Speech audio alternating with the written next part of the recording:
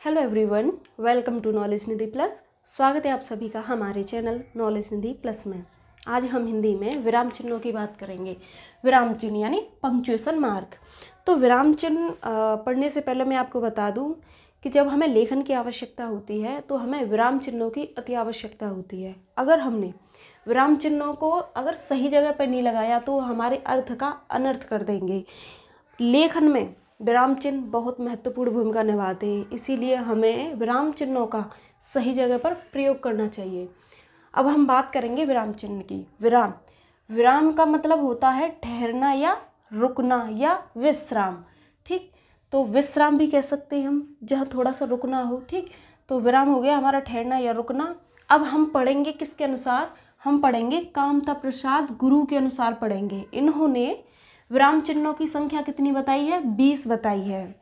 एक और बात, जो पूर्ण विराम है हमारा, फुल स्टॉप जिसे हम बोलते हैं, उसे छोड़कर शेष सभी विराम चिन्ह अंग्रेजी भाषा से लिए हैं। किसने?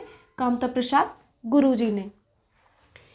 अब विराम चिन्हों के भेद की बात करें, हम विराम चिन्हों को एक एक करके पढ़ेंगे, उनका प्रयोग कहाँ होता है और उनके बारे में हम जानेंगे। तो विराम चिन्हों के भेद की बात करें तो पहले हम बात करते हैं अल्प विराम, जिसे हम कॉमा भी कहते हैं। इसका साइन ऐसा होता है। इसका प्रयोग कहाँ होता है? जहाँ थोड़ी देर रुकना हो।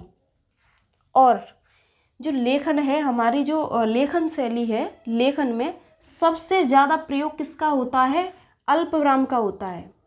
ठीक, जैसे अब मैं इसके उदाहरण की बात करूं, अनुज, विनय, सुमित और राघव खेल रहे हैं। तो इसमें अनुज, विनय, इनको अलग अलग जिनका नाम बताया है, तो यहाँ पर जब कई सारे नाम लिए जाते हैं तो वहाँ पर कोमा का प्रयोग हम करते हैं। तो ये हमारे अल्प विराम हो गए। ठीक, अब हम बात करेंगे अगले विराम चिन्ह की।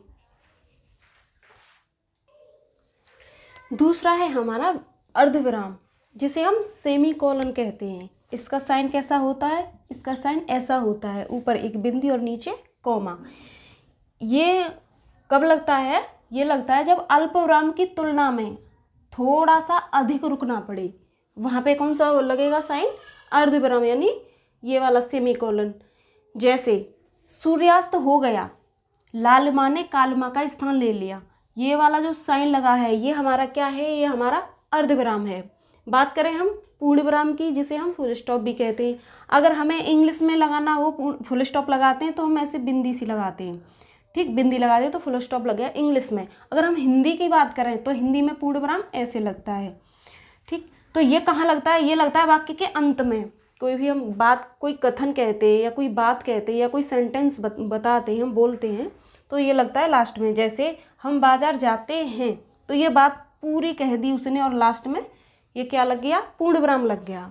प्रश्न सूचक की बात करें, जिसे हम क्वेश्चन मार्क कहते हैं, इसका साइन कैसा होता है? इसका साइन इस तरीके का होता है। ये कहाँ लगता है? ये लगता है प्रश्नवाचक वाक्यों के अंत में लगता है। ठीक, तो इसमें जो प्रश्नवाचक वाक्य होते हैं उनको हम कैसे पहचानते हैं? जिसमें वो कब, क्यों, कैसे, कहाँ, किसने, किसको, इस तरीके के शब्द मिल जाते हैं उसमें, तो वहाँ पे हमें प्रश्नवाचक चिन्ह लगाना पड़ता है। जैसे तुम क्या कर रहे हो, जहाँ यहाँ पे आ गया क्या, तो ये क्या मतलब कुछ पूछ रहा है, तो यहाँ पे हमारा क्वेश्चन मार्क लगेगा। ठीक, अब आगे बात करें,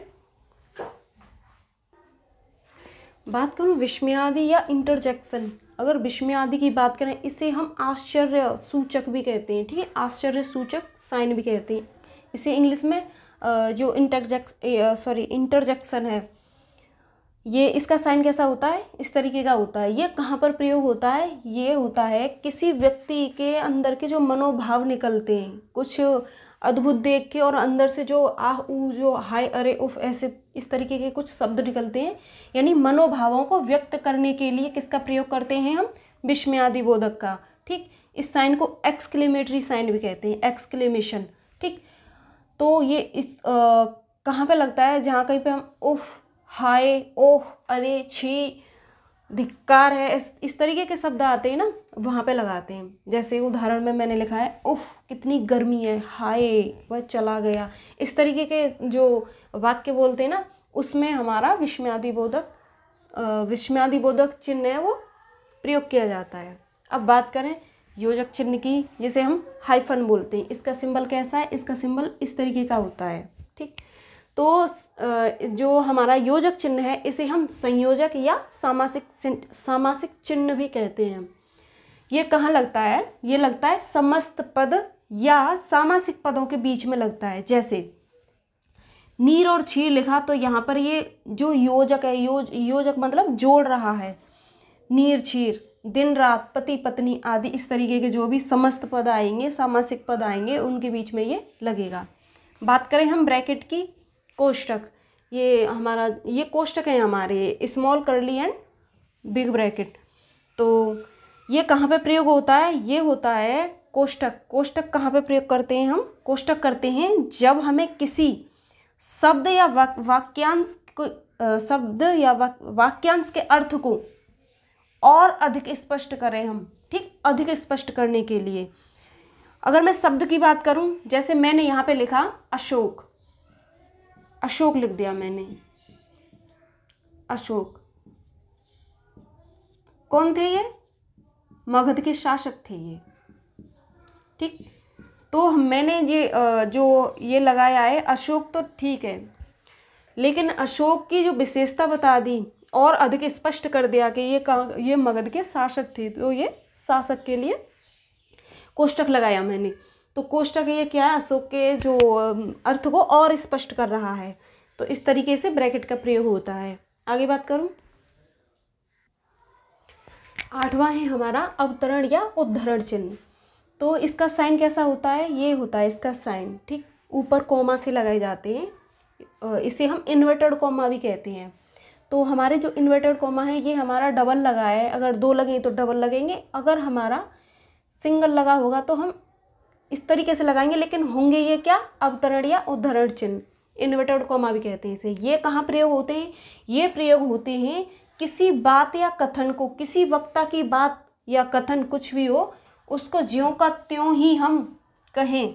ठीक, तो वहाँ पे हम किसका प्रयोग करेंगे, उद्धरण चिन्ह का। जैसे पुस्तकों में भूतकाल की आत्मा निवास करती है, ये मैंने इन्वर्टेड कॉमा क्यों लिखा है, क्योंकि ये शब्द किसने कहे थे, कार्लाइल ने कहे थे। ये कार्लाइल के शब्दों को जैसे कि वैसे ही हम दिखाने के लिए किसका प्रयोग कर रहे हैं, अवतरण या उद्धरण चिन्ह का। ठीक, बात करें उपविराम की, 9वां है हमारा उपविराम, या इसे हम अपूर्ण विराम भी कहते हैं। इसका साइन होता है इस तरीके से, 2 बिंदी होती हैं, इसे हम कॉलन भी कहते हैं इंग्लिश में। ये कहाँ प्रयोग होता है, ये प्रयोग होता है जब किसी कथन को अलग दिखाना हो। ठीक, जैसे मैंने हाथी के बारे में बात की, उदाहरण की बात करूं तो हाथी है, हाथी क्या है, एक पशु है, जानवर है एक। ठीक, लेकिन ये विशेष है, हाथी तो है, लेकिन यहाँ पे हमने किसका प्रयोग किया है, कॉलन का प्रयोग किया है, अपूर्ण विराम या उपविराम का, क्योंकि ये क्या है, विरासत पशु है। गंगा की बात करें तो गंगा को और अधिक अलग से दिखा रहे हैं, शो करा रहे हैं हम, तो ये क्या है, एक पवित्र नदी है। तो ऐसे इस तरीके से जो इस तरीके के वाक्य आते हैं उनमें किसका प्रयोग होता है, उपविराम का प्रयोग होता है या अपूर्ण विराम का प्रयोग होता है। तो अब बात करें हम विवरण चिन्ह की, इसे साइन ऑफ फॉलोइंग कहते हैं। विवरण चिन्ह क्या है, इस तरीके का विवरण चिन्ह होता है, इसका ध्यान रखें, साइन ध्यान रखनी चाहिए। ठीक है, अगर हमें साइन याद रहेंगे तो इनके प्रयोग तो हमें खुद याद आ जाएंगे। विवरण चिन्ह, इसका साइन इस तरीके का होता है। ये कहाँ प्रयोग होता है, कोई वाक्य हो, उस वाक्यांश के बारे में कुछ सूचक निर्देश दिए जाएं, जैसे सर्वनाम के भेद, तो भेद के आगे जो लगा है इसका हमें आगे विवरण देना है कि कितने सर्वनाम के भेद हैं, उनके बारे में हम बताएंगे। हरी सब्जियों के फायदे, कितने फायदे हैं, तो ये विवरण चिन्ह है, ये विवरण करेगा आगे चल के नहीं। तो इसमें जो भी फायदे होंगे सारी लिस्ट हम बना देंगे, और इस सर्वनाम के जितने भी भेद होंगे हम ब्यौरा दे देंगे इसका। तो ये हैं हमारे अवतरण, उपविराम और विवरण। आगे बात करें, 11वां है हमारा पुनरुक्ति सूचक, इसे हम रिपीट पॉइंटर भी बोलते हैं। ठीक, तो पुनरुक्ति सूचक का प्रयोग कहाँ होता है, इसका साइन होता है इस तरीके का, 2 डबल कॉमा से लगे होते हैं। ये कहाँ प्रयोग होता है, ऊपर लिखे वाक्य को दोबारा ना लिखना पड़े, वाक्य यानी किसी शब्द को, या हम शब्द भी ऐड कर सकते हैं। ठीक, तो ऊपर लिखे गए शब्द को दोबारा से रिपीट ना करना पड़े, दोबारा से ना लिखना पड़े, इसीलिए हम किसका प्रयोग करते हैं, रिपीट पॉइंटर का प्रयोग करते हैं, पुनरुक्ति सूचक का। जैसे विनय के पिता, तो जो मैंने एक पहली लाइन में तो पूरी बात लिख दी, जो बाद में हमें वैसा ही लिखना है, तो हम आगे जैसे मैंने लिखा अनुज, तो के की जगह और पिता की जगह हमने क्या लगाया, पुनरुक्ति सूचक चिन्ह लगाया। ठीक, ऐसे ही सुमित के आगे, तो इस तरीके से प्रयोग होता है किसका, पुनरुक्ति सूचक चिन्ह का। अब बात करूं लाघव चिन्ह की। जो लाघव चिन्ह है हमारा, इसका सिंबल कैसा होता है, इसका सिंबल होता है जीरो, शून्य जैसा होता है। ये कहाँ प्रयोग होता है, किसी शब्द की शॉर्ट फॉर्म, अगर हम बात करें शॉर्ट फॉर्म लिखते हैं या हम उसका संक्षिप्त रूप लिखते हैं, संक्षिप्त रूप दिखाने के लिए। जैसे प्रोफेसर को हम प्रो लिख देते हैं, डॉक्टर को हम शॉर्ट में इस तरीके से लिख देते हैं, श्रीमान को श्री लिख देते हैं, माननीय को माँ लिख देते हैं। ये हमारे जो साइन लगे हैं यहाँ पे, ये क्या हैं हमारे, ये हैं हमारे लाघव चिन्ह। बात करूँ लोप चिन्ह की, तो लोप चिन्ह इस तरीके से डॉट डॉट करके या हम प्लस प्लस करके हम इसे लगा देते हैं। ये कहाँ प्रयोग होता है, जब वाक्य में कुछ अंश छोड़ना हो, कुछ कह रही हैं और कहते कहते हम कुछ कहना चाहते हैं लेकिन रुक गए, तो आगे वाला जो जिससे हम बात करें वो समझ आता है कि आगे ये कुछ कहना चाहता है, तो वहाँ पे हमें क्या प्रयोग, वहाँ पे हमें कौन सा साइन प्रयोग करना पड़ता है, वहाँ पे हमें लोप चिन्ह प्रयोग करना पड़ता है। जैसे आज परीक्षा हो तो जाती, पर आगे कुछ कहना चाहता है, तो ऐसे वाक्यों में क्या होता है, लोप चिन्ह का प्रयोग होता है। 14वां है हमारा पाद चिन्ह या रेखांकन चिन्ह, जिसे हम अंडरलाइन भी कहते हैं, इंग्लिश में अंडरलाइन बोलते हैं। रेखांकन, इसका साइन कैसा होता है, ऐसे लाइन होती है। अंडरलाइन, पाद का मतलब पैर यानी नीचे जो लगता है। तो ये इसका प्रयोग कहाँ होता है रेखांकन का, वाक्य में महत्वपूर्ण वाक्य शब्द पद जो भी महत्वपूर्ण है उन्हें दर्शाने के लिए, हाईलाइट करने के लिए क्या करते हैं, हम रेखांकित कर देते हैं। जैसे गंगा उत्तर भारत की पवित्र नदी है, कैसी नदी है, पवित्र नदी है, तो इसे हमने हाईलाइट कर दिया अंडरलाइन करके। तो इसी तरीके से हमारा जो रेखांकन या पाद चिन्ह है उसका प्रयोग होता है। हंस पद, अगर हंस पद की बात करें, हम इसे त्रुटिपूर्वक भी कहते हैं, विस्मरण चिन्ह भी कहते हैं, और इंग्लिश में ऑब्लिवियन भी कहते हैं इसे। इसका साइन कैसा होता है, इसका साइन होता है इस तरीके का। इसका प्रयोग कहाँ होता है, जब हम कुछ लिखते हैं और बाई मिस्टेक हमसे कुछ छूट जाते हैं शब्द, तो लिखते समय किसी शब्द के छूट जाने पर इसका प्रयोग होता है, किसका, हंस पद का। उदाहरण की बात करूं तो माँ ने मुझे खिलाया, तो यहाँ पे कुछ मिस है, क्या खिलाया माँ ने, यहाँ पे हम त्रुटिपूर्वक लगा के और हम यहाँ लिख देंगे माँ ने हमें खाना खिलाया। ऐसे ही अनुज ने पेड़ से तोड़े, क्या तोड़े, अनुज ने पेड़ से फल तोड़े या आम तोड़े, आम तोड़े। तो ऐसे जो शब्द छूट जाते हैं तो त्रुटिपूर्वक चिन्ह इस तरीके से लगाया जाता है।